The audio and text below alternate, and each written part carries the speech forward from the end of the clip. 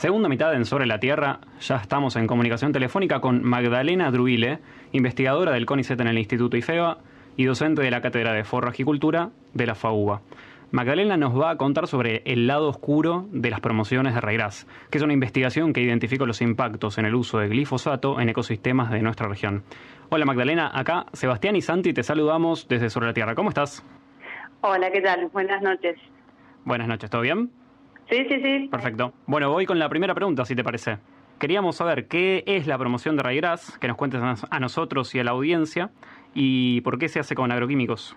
La promoción de Raigras es una práctica de manejo que se realiza en nuestro país, en los pastizales naturales de la pampa deprimida, y que tiene como objetivo aumentar la cobertura y, por ende, la productividad de una especie que es anual invernal, y que interesa mucho porque justamente ofrece forraje en un momento que es crítico, como es el invierno, y además el forraje que genera es de muy buena calidad. Entonces, ese aumento en la cobertura se tiene que lograr a través de reducir la competencia de las especies que están creciendo activamente en el verano. Y una manera de hacerlo es a través del uso de agroquímicos, como por ejemplo herbicidas sistémicos, en este caso el glifosato. Entonces, aplicar a fines de verano glifosato a ciertas dosis permite reducir la competencia de esas especies estivales y favorecer el crecimiento de las invernales anuales, en este caso el Raigras. También esto acompañado de una fertilización con nitrógeno y fósforo que favorezca aún más el crecimiento de esas especies. Bien, la cuestión es que esa necesidad surge porque durante los últimos 100 años esos pastizales fueron manejados de una manera inadecuada, me refiero puntualmente al pastoreo continuo, que llevó a lo largo de los años a la pérdida de esas especies que generan forraje en invierno. Por eso hoy necesitamos generar cambios en el sistema para favorecer el crecimiento de las invernales. Claro. Y bueno, en eso consiste básicamente la promoción de Raigras. Estamos hablando de región pampeana, ¿no es cierto? Exactamente. Puntualmente en la pampa deprimida, que son sistemas que por sus características edáficas no son aptas para la agricultura, y entonces, bueno, la cría vacuna es la actividad principal. Claro, donde no se puede hacer agricultura, básicamente. Exactamente, sí. Estamos hablando de las medias lomas, la posición topográfica de la media loma, que es una condición intermedia entre las lomas, que son de muy buena calidad y por lo tanto hoy en día o están en agricultura o se utiliza para verdeos o pastura, pero tampoco son sistemas tan marginales como los bajos dulces o salinos, que bueno, tienen otras complicaciones, otras limitantes para la producción, como son las inundaciones o la salinidad. Entonces, bueno, de estos ambientes permiten, digamos, este manejo que permita la aparición de estas especies que nos interesa estratégicamente porque crecen en un momento donde el forraje suele estar limitado. Clarísimo el contexto para tu investigación. ¿Podemos hablar un poco sobre tu estudio, el objetivo, cómo fue?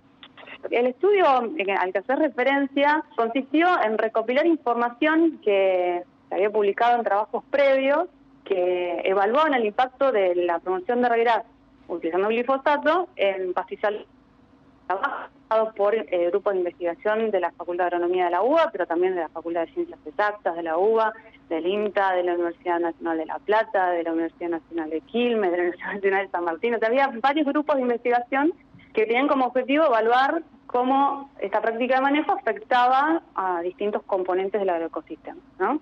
Entonces, algunos miraban qué pasaba con la comunidad vegetal, otros miraban qué pasaba con los microorganismos del suelo, otros miraban qué pasaba con las propiedades edáficas. Entonces, lo que sucedía es que había un montón de información que tenían distintos análisis, o sea, distintas aproximaciones metodológicas y que se enfocaban en determinadas especies o miraban qué pasaba con la comunidad o a nivel ecosistémico, pero siempre mirando un determinado nivel de organización. Y son procesos que ocurren en distintas escalas temporales. Entonces, nos pareció interesante integrar toda esa información que había disponible y ponerle un enfoque holístico, sistémico. Así que bueno, esa fue la idea del estudio, ¿no? ¿Y qué encontraron? Uno de los mensajes más importantes que tiene el trabajo y que lo tratamos de resaltar, porque la información que nosotros comentamos en ese trabajo estaba reportada previamente, no es que nosotros generamos información nueva acerca del impacto del glifosato en en un determinado nivel de organización, sino que lo que tratamos de comunicar, muchas veces nos enfocamos en un determinado nivel de organización, y que para un productor, por ejemplo, que adopta esta práctica de manejo, tiene como objetivo lograr en el corto plazo, lograr un objetivo puntual acorde a sus objetivos productivos, ¿no? Entonces, en este caso, por ejemplo, es aplicar un herbicida para modificar el crecimiento de una sola especie. Sí. Y probablemente ese productor que está adoptando esa práctica de manejo desconoce que esa aplicación de glifosato genera una cascada de efectos en otras escalas temporales, y que es necesario entenderlas para poder realizar, generar nuevas alternativas de manejo que incorpore todos los componentes del ecosistema y que por lo tanto permitan de alguna manera poder desistir de esta disyuntiva entre si uno va a producir o va a cuidar el ambiente, ¿no? Como buscar la manera de que esas dos cosas vayan de la mano, que no sean cuestiones contradictorias. Claro. Entonces, bueno, creo que el mensaje más importante del trabajo es es demostrar que muchas veces las decisiones de manejo, que es entendible, el productor ganadero quizás no tiene una formación que le permita un análisis a mediano o largo plazo, o está atravesado por cuestiones coyunturales que, bueno, a nosotros como investigadores por ahí se nos escapan, tenemos otra realidad, otro enfoque de la situación. Pero es necesario y que llegue a manos de los que toman decisiones. Claro, muchas veces decide la cuestión económica, ¿no?, para decidir eso, y no se tiene en cuenta todo el abordaje completo, ¿no?, el marco completo. Totalmente. Yo creo que hay una cuestión de que la empresa le tiene que cerrar los números, y esto es entendible, pero también quizás hay un poco de desconocimiento, ¿no?, el productor por ahí es asesorado de manera tal, y bueno, tengo un problema de que me falta forraje en invierno, bueno, ¿qué puedo hacer? Y bueno, hay que aumentar la cantidad de especies invernales anuales de calidad como regueras anuales. Y bueno, ¿y cómo lo logra? Aplicar glifosato y fertilizar. Bueno, perfecto. Y quizás se queda ahí, digamos, y ve el efecto inmediato. Y entonces, porque el efecto es a corto plazo, de ese aumento en la productividad forrajera. Lo que quizás es necesario es difundir todas esas cuestiones que suceden en otras escalas temporales y en otros componentes del ecosistema que quizás el productor incluso desconoce que existen, como muchos microorganismos benéficos que están en el suelo, que generan un montón de beneficios para las plantas, que son indispensables para poder quizás reintroducir el día de mañana las especies que se perdieron, que son susceptibles a la aplicación de glifosato. No se puede cuidar lo que se desconoce, digamos. Entonces, quizás nuestro trabajo, desde nuestro lugar, es difundir todo esto, ¿no? Que darle la divulgación necesaria como para que los productores entiendan que no solamente es el animal y el pasto, sino que hay un montón de otros componentes del ecosistema que tenemos que tener en consideración cuando tomamos una decisión de manejo. ¿Y hay algún otro componente más que quisieras mencionar que se ve afectado negativamente a partir de la aplicación de glifosato en un mediano plazo? Bueno, hay trabajos que efectos negativos en microorganismos que están asociados, por ejemplo, a la descomposición de la materia orgánica, y eso inevitablemente modifica el ciclado de nutrientes. Hay algunos trabajos que demuestran efectos negativos en artrópodos, en rizobios, en diazótrofos libres, que son todos microorganismos que están asociados a beneficiar la disponibilidad de nutrientes para las plantas. Una de las cosas que sucede cuando se van perdiendo estos microorganismos es que después es muy difícil reinstalar una especie, ¿no? O sea, la sola incorporación de semillas de las especies que se perdieron no garantiza que esos pastizales se puedan restaurar. Entonces, bueno, quizás es necesario mencionarlos y destacarlos dentro de los microorganismos, porque no tienen quizás demasiada prensa. Los microorganismos que la inoculación es casi masiva, ¿no? Hoy en día todas las personas que siembran una pastura y que tiene algún componente leguminoso, la inoculación con rizobios es parte del paquete tecnológico, que ya está adoptado. Bueno, pero hay otros microorganismos que son desconocidos por un montón de productores y que lo preocupante es que muchos de ellos todavía no tenemos inóculos disponibles. Y entonces necesitamos, más que pensar en inoculantes por ahora, es saber qué prácticas de manejo los perjudican y tratar de no perderlos. hasta tanto, por lo menos no tengamos disponibilidad de inóculo, lo importante es cuidar los que tenemos. Espectacular. Me gustó mucho lo que dijiste vinculado a la disyuntiva entre producción y cuidado del ambiente. En este sentido, ¿hay algún trabajo? ¿Ustedes pensaron? ¿Alguien pensó? ¿Algún ejemplo de práctica para que esta disyuntiva no sea tal? Bueno, sí, hay trabajos previos que demuestran que el mismo objetivo de promocionar reirás anual se puede lograr con otras prácticas de manejo que no incluyen agroquímicos, como por ejemplo hacer un pastoreo muy intenso a fines de verano, que tiene el mismo objetivo de reducir la competencia de las estivales, lo que permite mayor entrada de luz en cantidad, pero sobre todo en calidad, que aceleran los procesos de germinación de esa especie, o también cortes mecánicos. Todo, digamos, estaría como buscando el mismo fin. ¿Por qué nos adoptaron esas otras alternativas? Bueno, creo que por un lado está la cuestión de que el paquete tecnológico vino como cerrado de esa forma, ¿no? Aplicar tanto de herbicida en ese momento del año, acompañado con esta dosis de fertilizante, nitrogenado y fosforado, y la cosa va a funcionar. Entonces, bueno, y si encima si uno aplicando esto ve resultados en el corto plazo, eso explica que se haya adoptado tan masivamente. Pero también es cierto que las otras alternativas tienen algunas desventajas desde lo logístico hasta lo económico, digamos. Pasar una desmalezadora quizás es más caro que la aplicación del glifosato, o la promoción a diente. Promoción a diente se le llama cuando se hace a través del pastoreo intenso. Muchas veces esa alternativa no permite generar ese tratamiento de promoción de reirás en una superficie importante del establecimiento. O sea, hay una cuestión ahí de que se necesitan una cantidad de animales por una superficie tan alta que quizás la cantidad que vos tenés en tu rodeo no te alcanza para poder promocionar, no sé, todas las hectáreas de pastizal que tenés.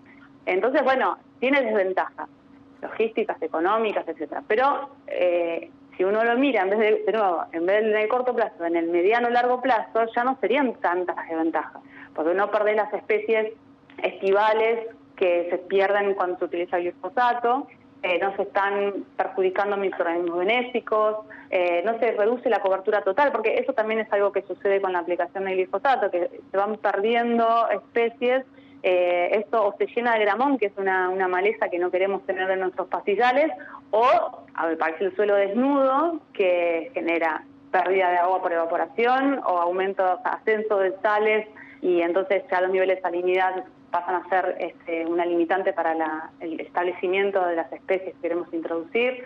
Entonces, bueno, es como, de nuevo, es la importancia de entender todo el sistema, que es complejo, cuestiones abióticas, y todo eso en un sistema real, productivo, que también está atravesado por lo económico. Así que bueno, es un tema complejo, y quizás eso lo hace también más interesante. Claro, es que es muy difícil de comunicarle a un productor de los beneficios que puede tener la promoción, ¿no es cierto?, cuando estamos pensando en cuánto nos va a rendir al final de la temporada. Y sí, hay que ponerse también en los zapatos del que está ahí en el día a día, que por ahí ve que se acerca el invierno y que no tiene forraje, y que los animales tienen que mantenerse, no perder peso para que aparezca el celo y que sus vacas se preñen, y asegurarse el ternero digamos, no hay que perder de vista la situación que vive el productor ganadero en el día a día, en una situación donde todo el tiempo están cambiando los precios de la carne, de los insumos. No quisiera estar en ese lugar, digamos, porque bueno, el día a día te lleva a que tomes decisiones cortoplacistas, que me conviene, y bueno, me conviene aplicar el glifosato porque no me cierra pasar la desmalezadora, o necesito una superficie grande de promoción de reirás, así que no puedo hacer un pastoreo intenso porque no me alcanza la cantidad de animales para lograr ese objetivo. Y bueno, entonces uno termina recurriendo a este paquete tecnológico que cierra, que es factible, que ya saben que funciona. Y bueno, eso explica por qué se difundió desde el año 2000 hasta ahora en tantos sistemas ganaderos de la región.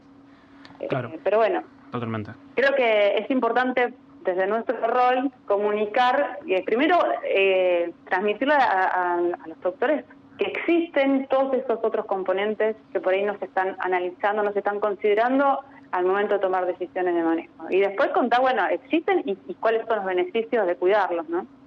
Bien, perfecto, Magdalena. ¿Nos querés contar cómo sigue tu línea de investigación en línea con todo esto que contaste?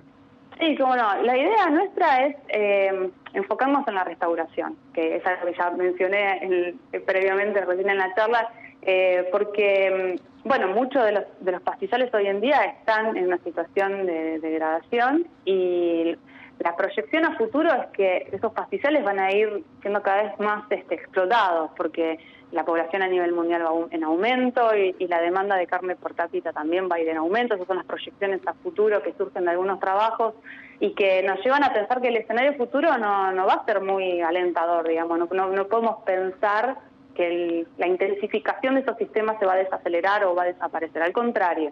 Entonces, lo que necesitamos es recuperar lo más posible la condición de esos pastizales, porque los necesitamos para producir alimentos.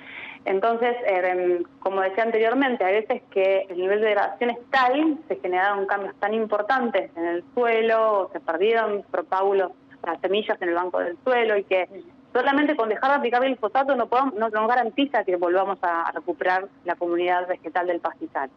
Entonces ahí es donde, como ingenieros agrónomos, tenemos que buscar alternativas que permitan la reinstalación de esas especies que se perdieron, y como decíamos antes, la sola incorporación de semilla tampoco nos garantiza que ese pastizal vuelva a tener su comunidad vegetal original. Muchas veces, si perdimos a los microorganismos benéficos que determinan en gran medida el establecimiento de ciertos grupos funcionales de especies, como las leguminosas o las especies estivales, vamos a necesitar reincorporarlo.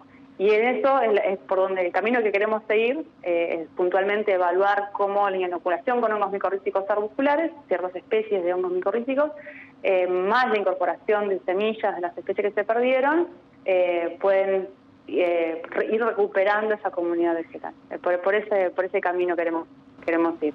Excelente, Magdalena. Bueno, te agradecemos un montón por haber estado en el programa. Bueno, muchas gracias a ustedes por la invitación.